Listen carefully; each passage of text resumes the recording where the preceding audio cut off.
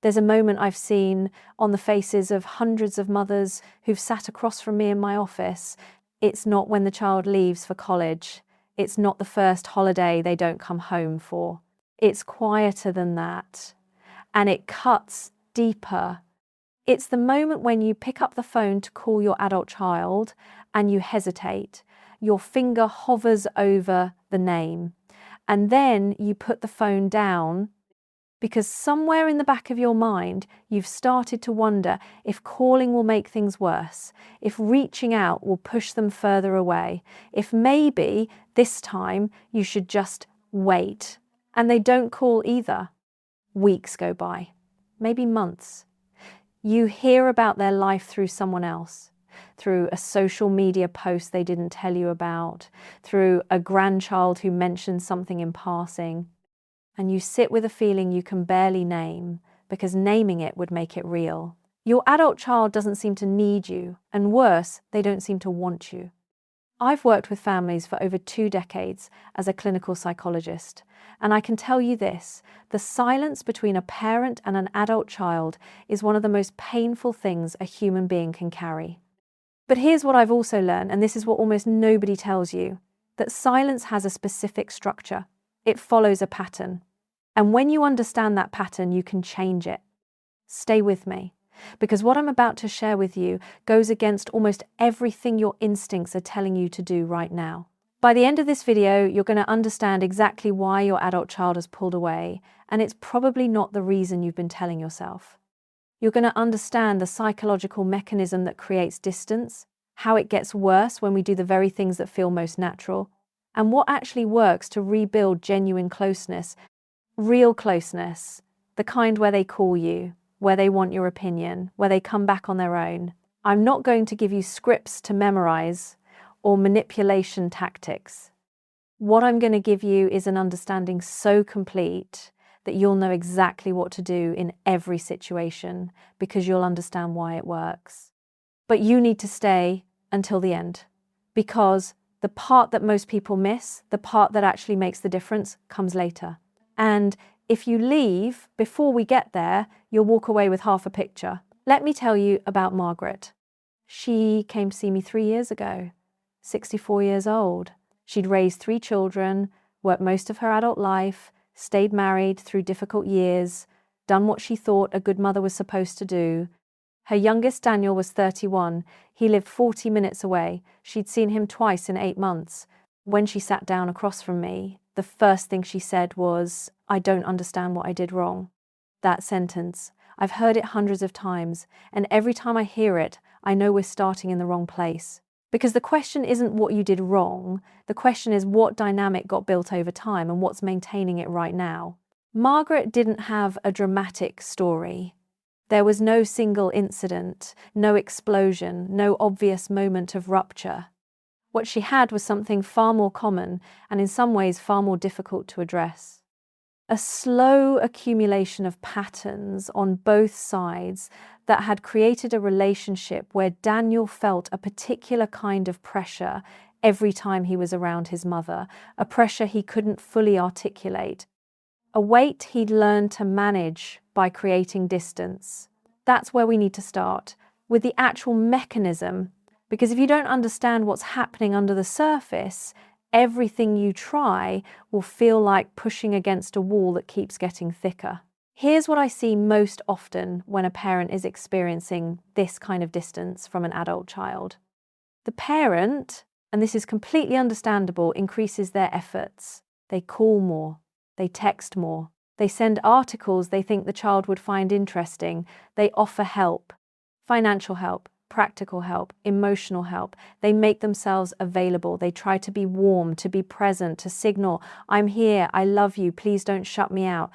And the distance increases. This is the part that breaks people, because they're working harder at the relationship than they've ever worked, and it's getting worse. And so they conclude that the problem must be them, that they've done something unforgivable, that the child simply doesn't care. But that's not what's happening. What's happening is something that researchers in attachment theory have documented extensively.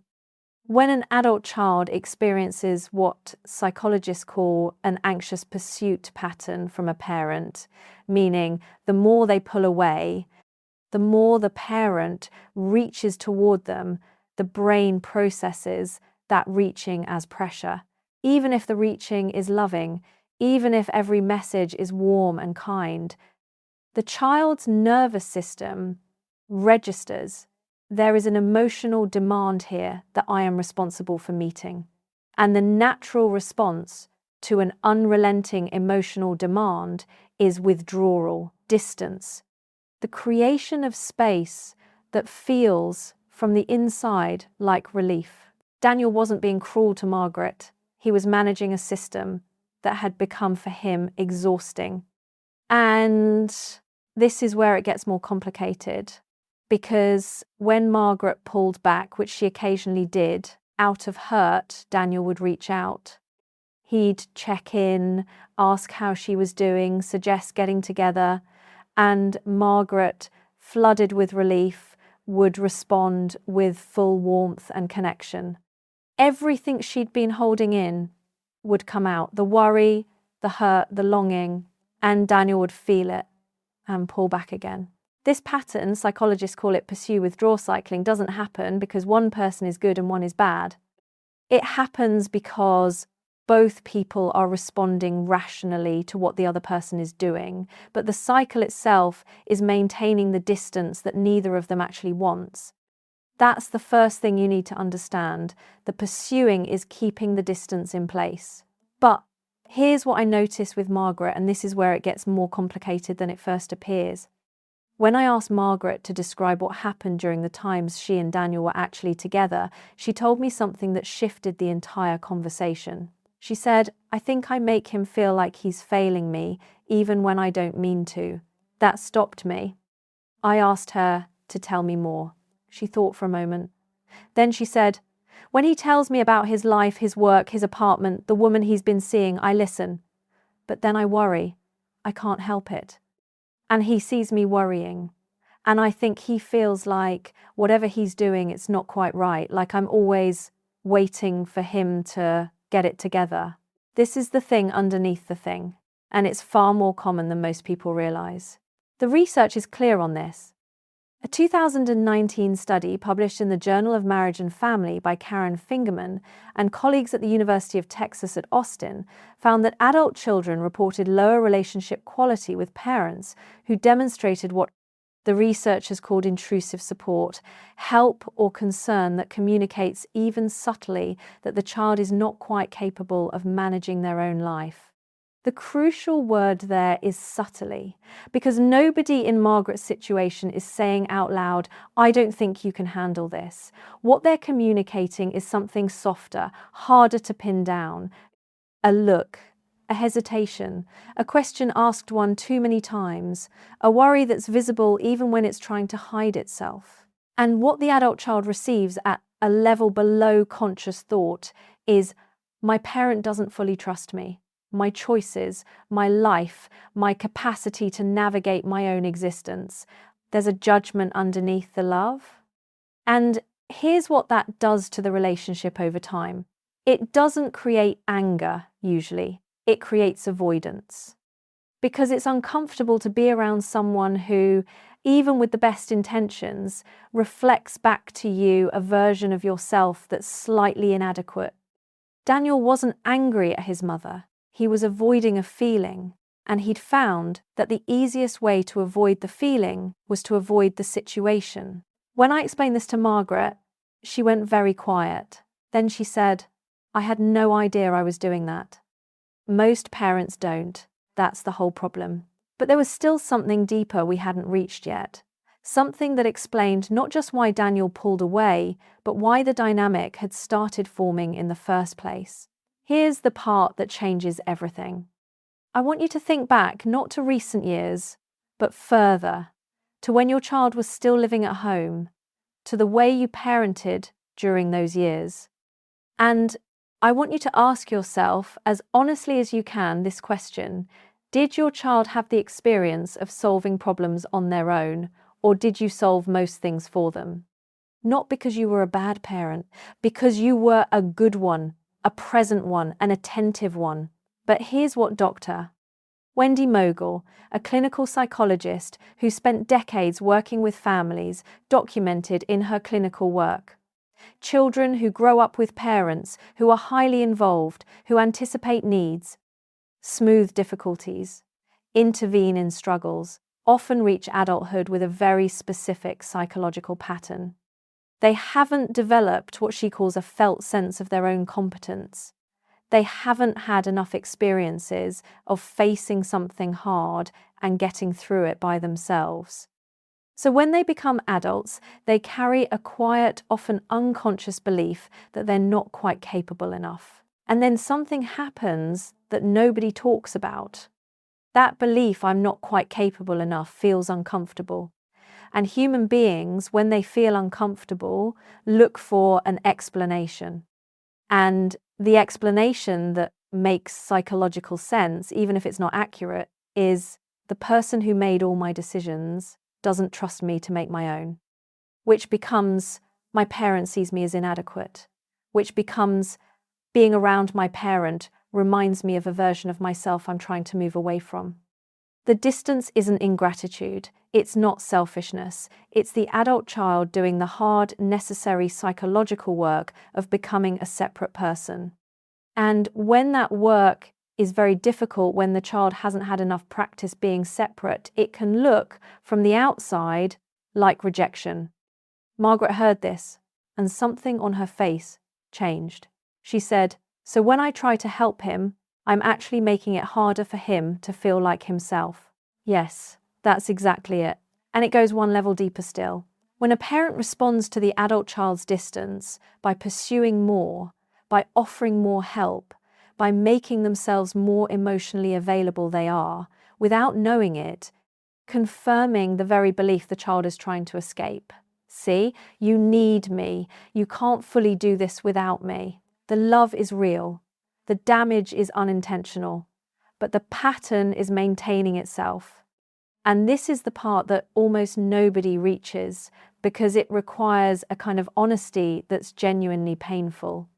Some of what we call love, some of the reaching, the worry, the need to help, is also about us. It's about our sense of purpose, our sense of identity, the feeling of being needed, which is one of the most powerful feelings a human being can have.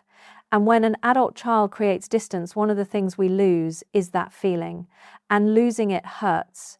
And sometimes, without knowing it, we pursue them partly to get it back. That's a hard thing to sit with. But sitting with it, honestly, is what makes the next step possible. When I told Margaret what I'm telling you now, she asked me the question I expected. So, what do I do? Just stop caring? Pretend I'm not worried? No, that's not it at all. And if anyone tells you that the answer is to feel less, to care less, to love less, they're wrong. The answer is something more precise and more difficult. What actually changes the dynamic, what I've seen work across hundreds of cases, is a shift in what you're communicating underneath the words. It's the difference between a presence that says, I need you to be okay so that I can be okay, and a presence that says, I believe in you and I'm fine either way. That distinction sounds subtle. It's not. Adult children feel it immediately. They can't always name it, but they feel the difference in their bodies. Let me be specific about what this looks like in practice. The first shift is what I call unconditional positive regard for their choices. This is a term Carl Rogers used in a different context, but it applies here precisely. It means your adult child tells you something about their life, a decision you might have made differently, a relationship you have concerns about, a career choice that worries you, and you respond with genuine curiosity rather than visible concern. You ask questions that come from interest, not from assessment. How did you come to that decision? Rather than, are you sure that's a good idea?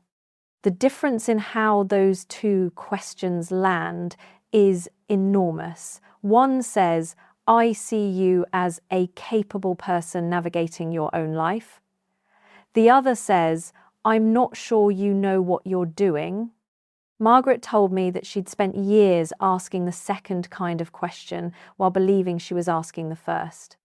The second shift is harder. It requires letting go of outcomes. Your child makes a choice that you believe will cause them difficulty. Maybe it will, maybe it won't. But the question is not whether your assessment is correct. The question is, what's the cost of communicating your doubt? The cost is that they stop telling you things. Because telling you things means experiencing your worry, your second guessing, your face when something doesn't land the way you hoped. And after enough of those experiences, they root around you, they find other people to tell, and you become someone they love but don't confide in. I had a patient, a woman of 67 named Helen, whose adult daughter hadn't told her about a significant health scare for 4 months. When Helen found out from her son-in-law, accidentally, she was devastated. "Why didn't she tell me? I'm her mother." I asked Helen to think about the last 3 times her daughter had shared something difficult. What had Helen done? She thought about it. "I probably panicked," she said. "I probably said we needed to do something, that we needed to get opinions, that I'd been worried about this for a while." Her daughter hadn't hidden the health scare out of cruelty or distance. She'd hidden it because she didn't have the bandwidth in that moment to also manage her mother's fear on top of her own. She needed to process it first. And she'd learnt from repeated experience that telling her mother meant taking care of her mother's feelings before she could take care of her own. This is one of the most important things I'll say in this entire video. If your adult child has to manage your emotional response before they can have their own, they will eventually stop bringing you their real life. They'll bring you the edited version, the version that won't worry you. And then you'll wonder why you feel shut out. The third shift is the one that most directly answers the question in the title of this video. What makes an adult child seek you out genuinely, not out of obligation? This is what my clinical work has shown me consistently across more cases than I can count. They seek out the parent who makes them feel most like themselves. Not the parent who needs the most from them. Not the parent who loves them most loudly. The parent in whose presence they feel capable, interesting, seen as a full person, rather than as a child who still needs watching. When Margaret understood this, she said something I've thought about many times since. "I've been trying to make him need me. What I should have been doing is making him want to be around me." Those are 2 completely different projects. Let me be very concrete now, because the theory without the specific application isn't enough. The first thing that changes behavior, and this is where Margaret started, is what I call the 90-second rule. When your adult child tells you something, your job for the first 90 seconds is only to understand, not to respond with advice, not to share how you'd handle it, not to mention that you'd worried about something like this, just to understand. You can even say it out loud. Tell me more about that. 4 words that communicate every single time, "I'm interested in you. I'm not going to immediately make this about what I think." It sounds almost too simple. It isn't. It requires real restraint, especially if you're listening to something that worries you. But the effect it has on the conversation and on the relationship over time is significant. Margaret started practicing this in the week between our sessions. She called Daniel, and when he mentioned some friction with a colleague at work, her instinct was to immediately problem solve. She stopped herself. She said, "That sounds frustrating. What happened?" And they ended up talking for 40 minutes, the longest conversation they'd had in over a year. She didn't solve anything for him. She didn't need to. He worked through it by talking, and she witnessed him doing it. And that felt to him completely different from the conversations they'd had before. The second practical shift is sharing your own life with genuine enthusiasm. This one surprises people, but here's why it matters. When a parent's entire focus, every time they connect with an adult child, is on the child's life, the child's decisions, the child's well-being, the child's future, the relationship becomes unbalanced in a very specific way. the child is always the subject, the parent is always the audience, or the advisor, or the worried observer. There's no sense of mutual exchange, no sense that the parent is also a person with their own life that has its own interest and texture.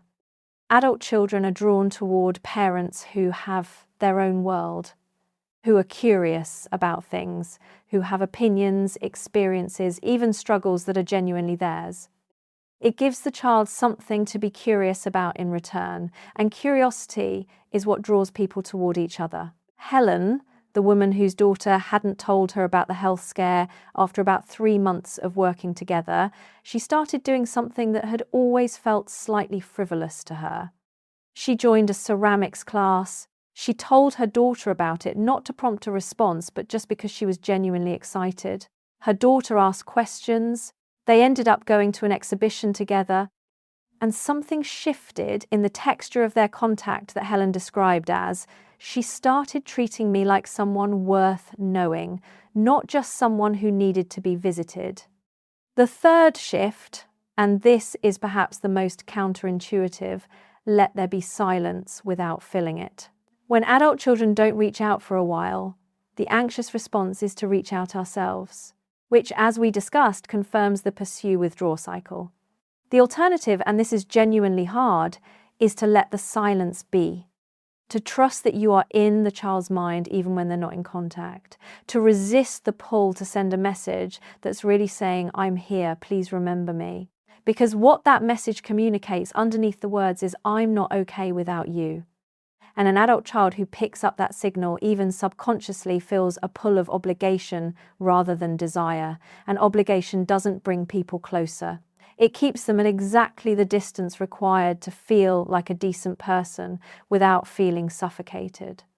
What actually draws them back is curiosity. And curiosity is generated not by constant availability, but by presence that has its own weight, its own life, its own gravity. Margaret took 2 weeks without initiating contact with Daniel. It was, she told me, one of the hardest things she'd done in years. On day 12, Daniel texted her. He'd seen something, an article, about a topic they'd discussed once years ago and thought of her. He wanted to know if she'd read it. It was a small thing, but she recognized immediately that it was different from the contact they'd had before. He reached out because he wanted to, not because he felt he should. And that distinction, that tiny but enormous distinction, is what this whole process is building toward. There's something I need to address directly because I've seen it derail this process more times than I can count.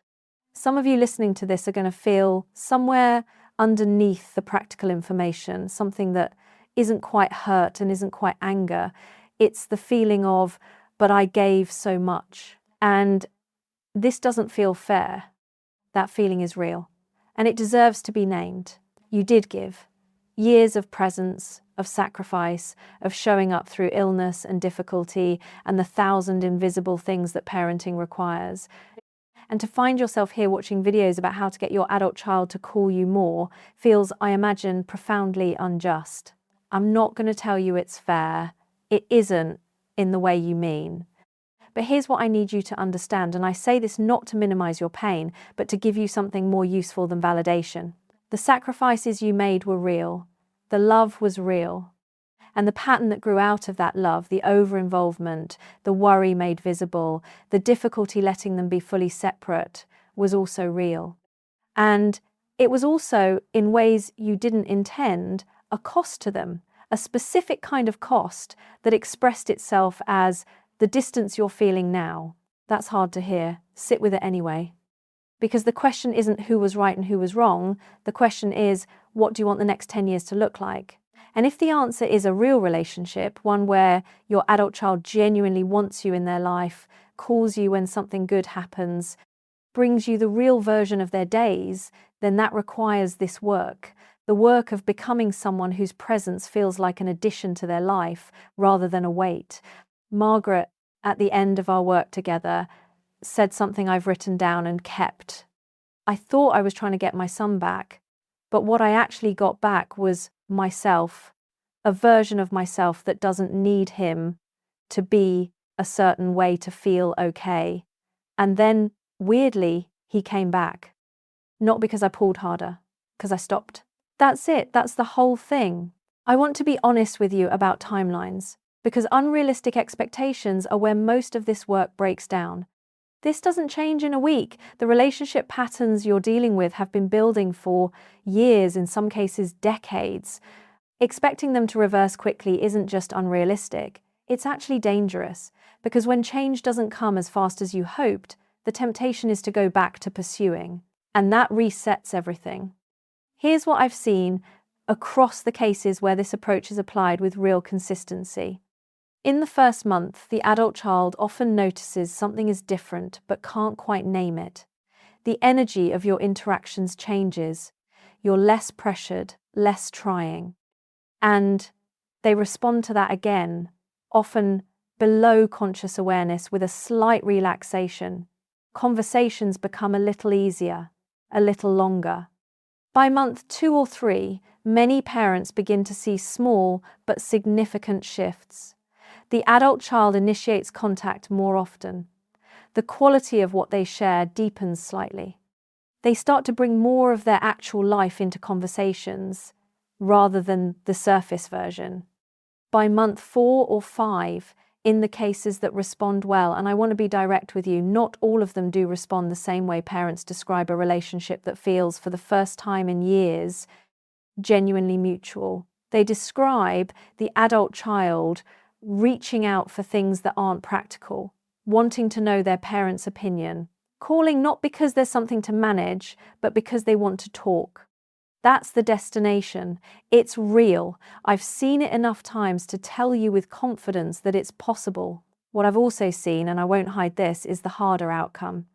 The adult child who, when the pursuit stops, doesn't move closer.